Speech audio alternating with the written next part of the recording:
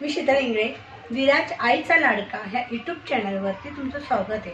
मी आता तुम्हाला रेसिपी दाखवते। आपण बनवणार आहे मेथीची भाजी, ती पण डाळ टाकून बनवणार आहे, मुगाची डाळ। चला तुम्हाला मी साहित्य दाखवते। मेथी मी धुवून घेतली आहे, एक गड्डी आहे मेथी, आणि मुगाची डाळ भिजून सनी याचं धुवून सनी ठेवले मी, भिजवलेली डाळ आहे मुगाची।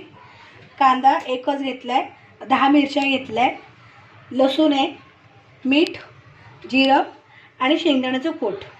मी मेथीच्या भाजीत 2 चमचे टाकते, कारण की मला मेथीच्या भाजीत तेल जरा जास्त आवडतं म्हणून। जिरं टाकते,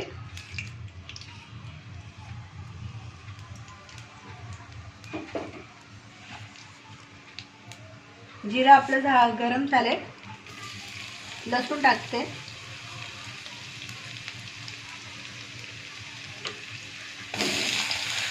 मिरच्या पण टाकते।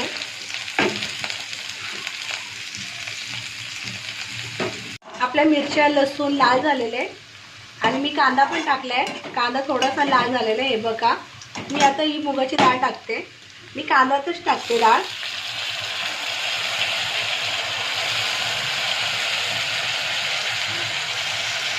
ही भाजी आहे ना मेथीची रस्सेवाली पण बनते, मी ती पण तुम्हाला व्हिडिओ दाखवेन कशी बनवतात भाजी रस्सेवाली। पण आता मी सुकी बनवणार आहे मुगाची डाळ टाकून तरी। बघा आपलं असं चांगलं परतून झालेलं आहे। आता मी मेथीची भाजी टाकते,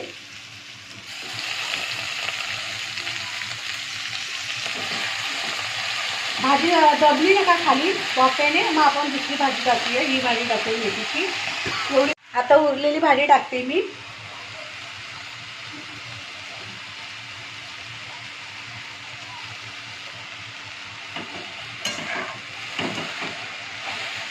गॅस जरा बारीक करते।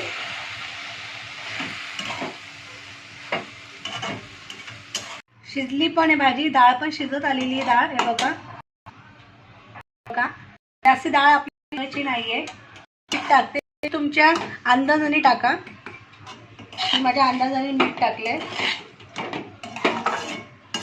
आणि ही भाजी जरा तिखटच बनवा म्हणून मी त्या भाजीला 10 मिरच्या घेतलेल्या आहे। मला ही भाजी तिखट आवडते म्हणून तुमच्या आवडीप्रमाणे त्या मिरच्या वगैरे टाका।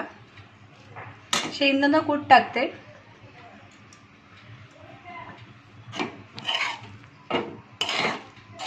आधी मी बघते माझ्या भाजीला किती शेंगदाणे लागतात, त्या हिशोबाने मी टाकणार आहे, कारण की आपण डाळ टाकली म्हटल्यावरती शेंगदाणे काही जास्त टाकणार नाहीये।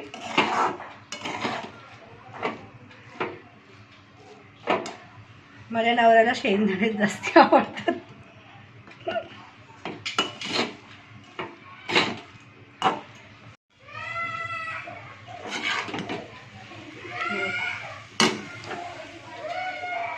माझी मेथीची भाजी डाळ टाकून, मुगाची डाळ टाकून मी बनवली आहे। चपाती तुम्ही तशाबरोबर पण खाऊ शकतात, नाचणीची भाकरी बरोबर, ज्वारीची भाकरी बरोबर, बाजरीची भाकरी बरोबर, मकाईची भाकरी सुद्धा तुम्ही याच्यावर खाऊ शकता। आणि ही भाजी मेथीची भाजी मी तुम्हाला रस्सेवाली बनवून दाखवेन। सध्या आता मुगाच्या डाळीचीच बनवली मी, ती ट्राय करा आणि माझ्या व्हिडिओला लाईक करा आणि फॉलो करायला विसरू नका।